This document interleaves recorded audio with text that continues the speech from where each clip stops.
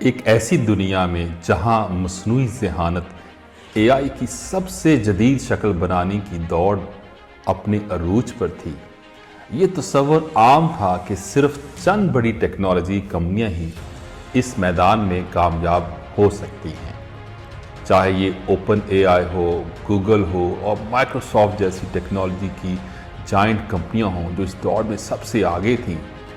اربوں ڈالر کی سرمایہ کاری، جدید ترین ٹیکنالوجی اور دنیا کے بہترین دماغوں کی مدد سے اے آئی کی سرحدوں کو مزید وسعت دے رہے تھے۔ دنیا حیرت سے یہ سب دیکھ رہی تھی، لیکن اسی دوران ایک ایسا غیر معمولی واقعہ رونما ہو رہا تھا جو اختراع کے تمام روایتی اصولوں کو بدل کر رکھ دینے والا تھا۔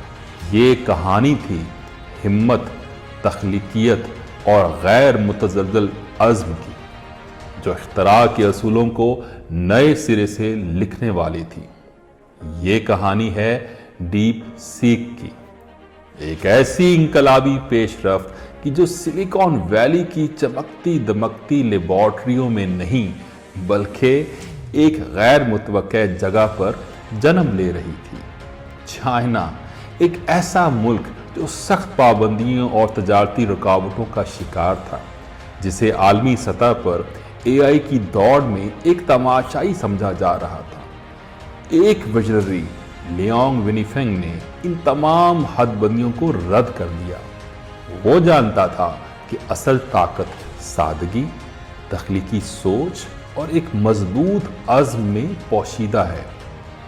جب بڑی ٹیک کمپنیاں بڑے اور پیچیدہ اے آئی ماڈلز بنانے میں مصروف تھیں، لیانگ نے ایک مختلف سوال پوچھا: اگر ہم کم وسائل میں زیادہ حاصل کر سکیں تو؟ اگر اربوں ڈالر خرچ کرنے کی بجائے ہم انسانی بصیرت، غیر روایتی سوچ اور تخلیقی مہارتوں کا استعمال کریں تو کیا ہم وہی بلکہ اس سے بھی بہتر نتائج حاصل کر سکتے ہیں؟ یہی وہ خیال تھا جس نے ڈیپ سیک کی بنیاد رکھی اور جو جلد ہی دنیا کو حیران کر دینے والا تھا۔ ڈیپ سیک نے ناممکن کو ممکن بنا دیا۔ جہاں اے آئی ماڈلز کی تربیت، ٹیوننگ پر عام طور پر $650 ملین خرچ کیے جا رہے تھے، وہی ڈیپ سیک نے صرف $60+ ملین میں حاصل کر لیا، یعنی 90% کم لاگت میں۔ اور حیران کن بات یہ تھی کہ اس کی کارکردگی نہ صرف عالمی معیار کے بڑے بڑے اے آئی ماڈلز کے برابر تھی بلکہ بعض پہلوؤں میں ان سے بھی بہتر تھی۔ یہ صرف ایک ٹیکنالوجی کامیابی نہیں تھی بلکہ یہ اس حقیقت کا ثبوت تھا کہ اصل جدت وسائل کی طاقت پر نہیں بلکہ ذہانت، تخلیقی صلاحیت اور درست حکمت عملی پر منحصر ہوتی ہے۔ ڈیپ سیک کی کہانی کو مزید غیر معمولی بنانے والی بات یہ تھی کہ یہ کسی جدید ترین لیبارٹری، سپر کمپیوٹر یا جائنٹ ڈیٹا سیٹس کی ذریعے تخلیق نہیں کیا گیا تھا۔ لیانگ نے یہ ایک سادہ مگر پرعزم نقطہ نظر اپنایا۔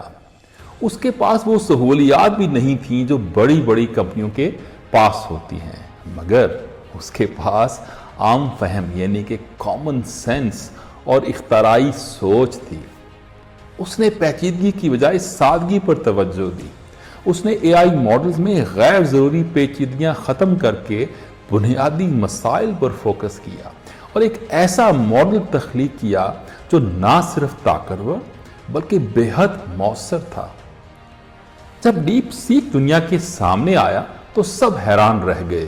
یہ اے آئی کا ایک ایسا ماڈل تھا جو بہترین اے آئی ماڈلز کا مقابلہ کر سکتا تھا، اور اسے کسی بڑی کارپوریشن نے نہیں بلکہ ایک شخص نے اپنے عزم، جذبے اور اختراع سے تخلیق کیا تھا۔ یہ ٹیکنالوجی کی دنیا کے لیے ایک تنبیہ تھا کہ اصل اختراع ہمیشہ بڑے بجٹ یا طاقتور اداروں سے نہیں آتی بلکہ بعض اوقات یہ سب سے زیادہ پرجوش اور بے خوف لوگوں سے آتی ہے جو نئے خیالات آزمانے کی جرأت رکھتے ہوں۔ لیکن ڈیپ سیک کی کہانی صرف AI ٹیکنالوجی کی کامیابی نہیں بلکہ انسانی حوصلے اور عزم کی بھی کہانی ہے۔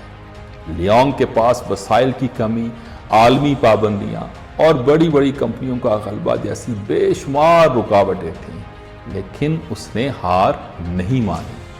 وہ جانتا تھا کہ جب آپ پر پابندیاں لگائی جاتی ہیں تو آپ کے پاس صرف ایک راستہ ہوتا ہے اور وہ ہے اوپر اٹھنا، اور اس نے یہی کیا۔ ڈیپ سیک صرف AI میں ایک تکنیکی انقلاب نہیں تھا بلکہ یہ سوچنے کے طریقے میں انقلاب تھا۔ اس نے دنیا کو سکھایا کہ اختراعی وسائل کی بات نہیں بلکہ یہ آپ کی سوچنے کی صلاحیت پر منحصر ہے۔ ڈیپ سیک کی کہانی میں ہمیں ایک طاقتور سبق دیتی ہے: اپنے وسائل کی کمی کو اپنے صلاحیتوں کی کمی نہ سمجھیں، اپنے خوابوں کو حقیقت بنانے کے لیے مکمل حالات کا انتظار نہ کریں۔ بعض اوقات سب سے بڑی اختراعات وہاں سے آتی ہیں جہاں سے ان کی توقع نہیں کی جاتی، جہاں صرف جذبہ، تخلیقی سوچ اور ناممکن کو چیلنج کرنے کی ہمت ہوتی ہے۔ تو اگلی بار جب کوئی آپ سے کہے کہ آپ کے پاس اتنے پیسے نہیں، تعلقات نہیں یا وسائل نہیں ہیں کہ آپ اپنا خواب پورا کر سکیں، تو ڈیپ سیک کو یاد رکھیں، کیونکہ بعض اوقات سب سے غیر متوقع ذہن جو صرف عزم اور ثابت قدمی سے لیس ہوتے ہیں دنیا کو بدل دیتے ہیں۔ دنیا AI کی دوڑ میں اربوں ڈالر ضائع کر رہی تھی، لیکن ڈیپ سیک نے ثابت کر دیا کہ اصل میں آپ کو صرف ایک چنگاری، تھوڑی سی ہمت اور یقین کی ضرورت ہے کہ آپ کھیل کے پورے میدان کو بدل سکتے ہیں۔ اور یہ اگر حقیقی موٹیویشن نہیں تو پھر کیا ہے؟ That's why I wrote, let's try to seek motivation from deep seek.